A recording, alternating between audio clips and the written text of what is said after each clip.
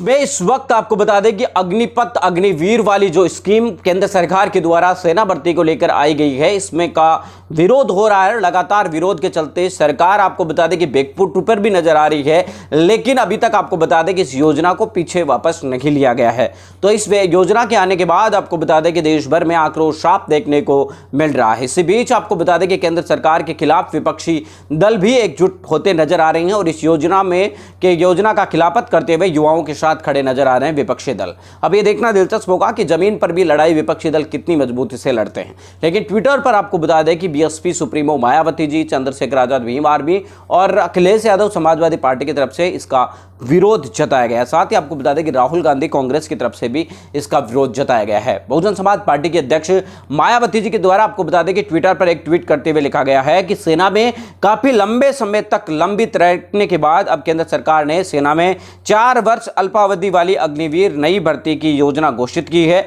उसको लुभावना और लाभकारी बताने के बावजूद देश का युवा वर्ग असंतुष्ट और आक्रोशित नजर आ रहा है।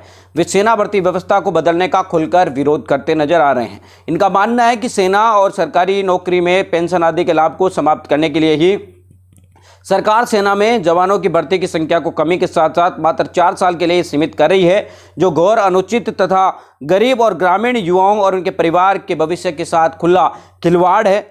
देश में लोग पहले से ही महंगाई और गरीबी और बेरोजगारी और सरकार की गलत नीतियों और अहंकारी कार्यशैली आदि से दुखी और त्रस्त है। ऐसे में सेना में नई भर्ती को लेकर युवा वर्ग में फैली बेचैनी अब निराशा उत्पन्न कर रही है। सरकार तुरंत अपने फैसले पर पुनर्विचार करे, यह बहुजन समाज पार्टी की मांग है। भीम आर्मी के प्रमुख चंद्रशेखर आजाद ने लिखा कि सेना में 4 साल की अस्थायी नौकरी की घोषणा से देश भर के नौजवान निराशा और आक्रोश में है। अग्निपथ योजना से सेना, नौजवान और राष्ट्र तीनों का भविष्य अनिश्चित हो जाएगा। सरकार का यह फैसला आग से खेलने के समान है। सरकार यह आत्मघाती फैसला जो है वापस ले, वरना देशव्यापी आंदोलन होगा।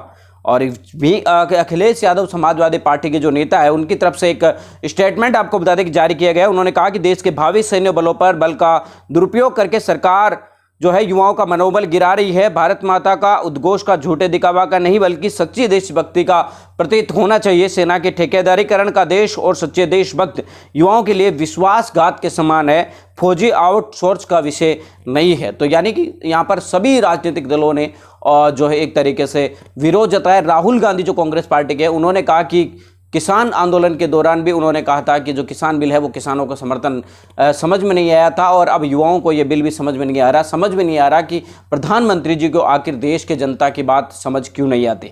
मिलेंगे इस वीडियो में अपडेटों के साथ।